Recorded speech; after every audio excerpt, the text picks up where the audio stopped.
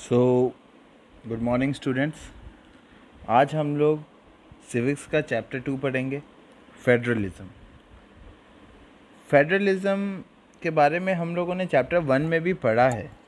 अगर हम लोग vertical division of power sharing जो चैप्टर 1 में पढ़ा था, vertical division of power sharing क्या होता है कि डिफरेंट लेवल पे डिफरेंट लेवल्स ऑफ गवर्नमेंट में पावर शेयर होती है ना। So federalism is a concept, हम लोग कह सकते हैं कि one of the types of power sharing and where power is shared among different levels of government. So federalism के बारे में पैराग्राफ वाइज पढ़ते जाते हैं और समझते जाते हैं। So let us get back to the contrast between Belgium and Sri Lanka that we saw in the last chapter. You would recall that one of the key changes made in the constitution of Belgium was to reduce the power of the central government and to give this powers to the regional government. So Belgium में क्या किया था, central के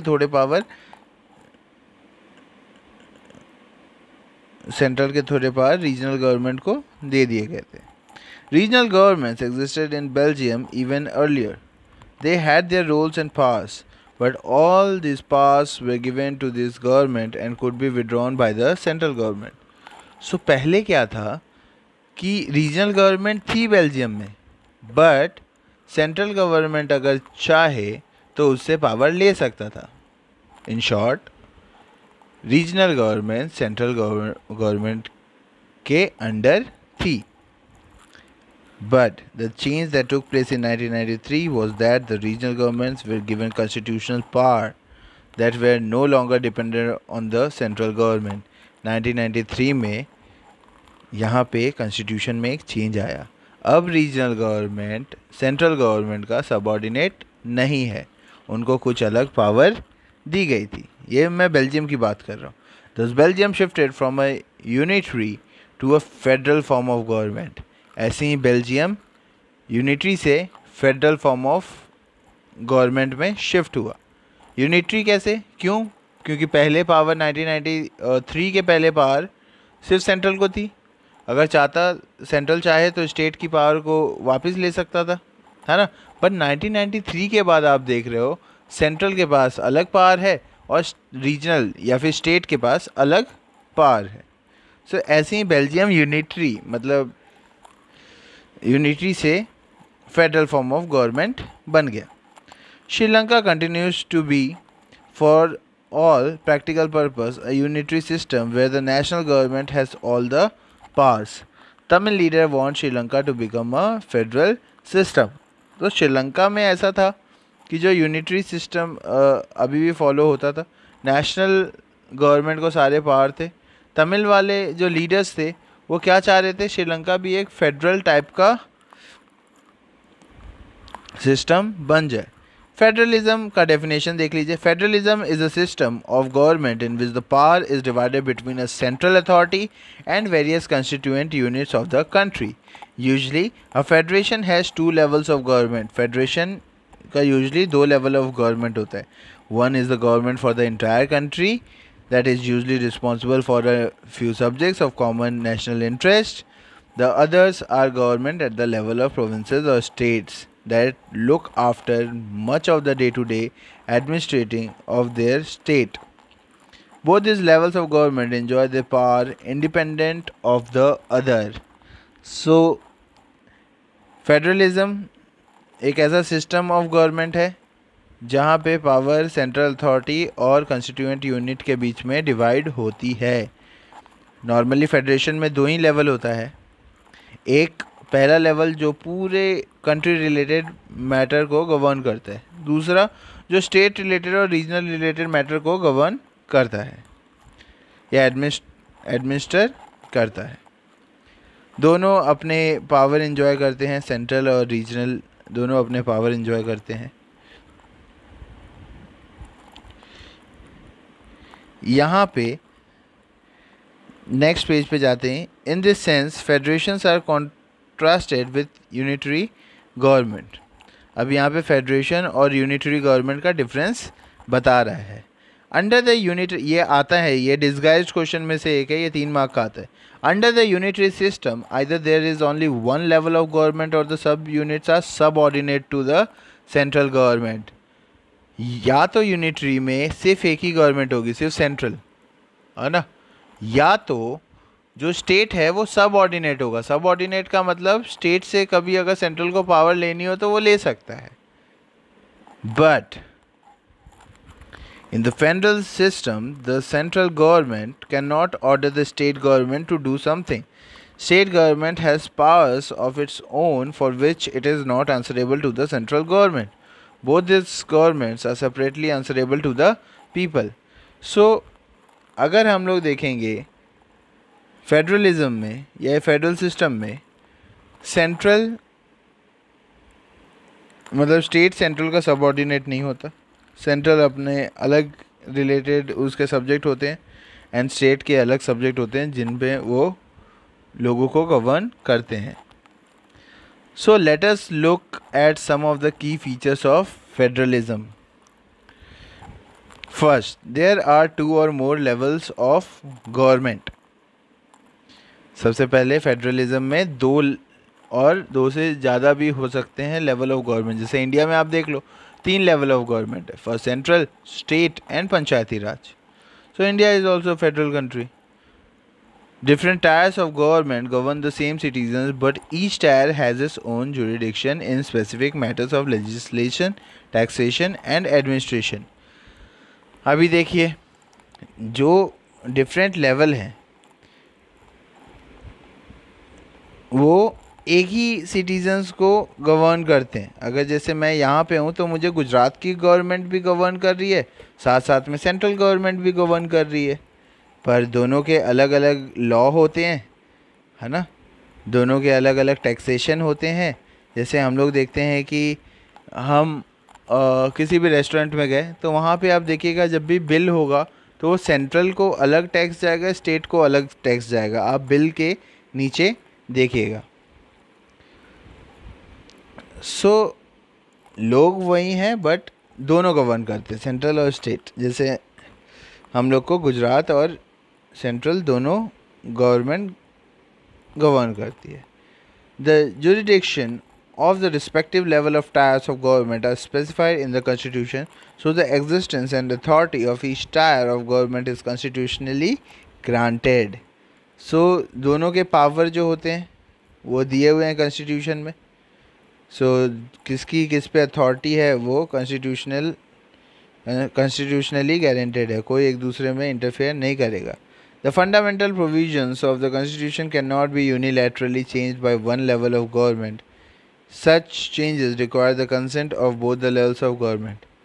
अभी कोई भी fundamental provision constitution का change करना होगा तो सिर्फ सेंट्रल नहीं कर सकती, उसको स्टेट से भी परमिशन लेना होगा, और सिर्फ स्टेट भी नहीं कर सकती, उसको सेंट्रल से परमिशन लेना होगा. सो दोनों का कंसेंट मैटर करता है. अगर सपोज दोनों में ही झगड़ा हो गया फंड रिलेटेड, सो कौन सॉल्व करेगा?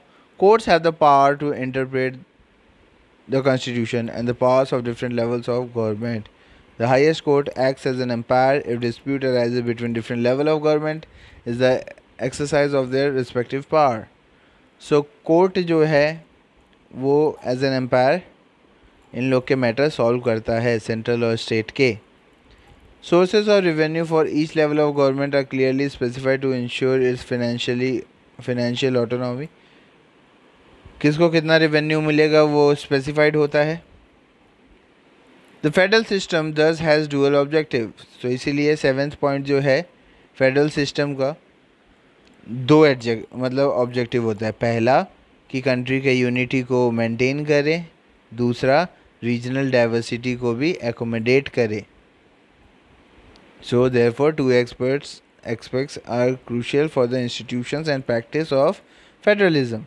Governments at different levels should agree to some rules of power sharing. They should also trust that each would abide by its part of the agreement. An ideal federal system has both expressed mutual trust and agreement to live together. So federal system का dual objective आपको समझ आ गया. Central government क्यों होती है? ताकि पूरे country की यूनिटी मेंटेन रहे, है ना। एंड दूसरा, रीजनल गवर्नमेंट क्यों होती है? ताकि कोई भी पर्टिकुलर रीजन अच्छे से उस वहाँ के कम्युनिटी के मेंबर अपने आप को एकोमोडेट करें। अब देखते हैं concept of coming together federation and holding together federation. The exact balance of power between the central and the state government varies from one federation to another। मतलब जो बैलेंस ऑफ पावर है वो एक federation से दूसरे federation में change होते रहता है। This balance depend mainly on the historical context in the federation was form. ये किस पे डिपेंड करता है? हिस्टोरिकल कंटेक्स्ट पे। There are two kinds of route through which federation have been form. The first roots involve independent states coming together on their own to form a bigger unit, so that by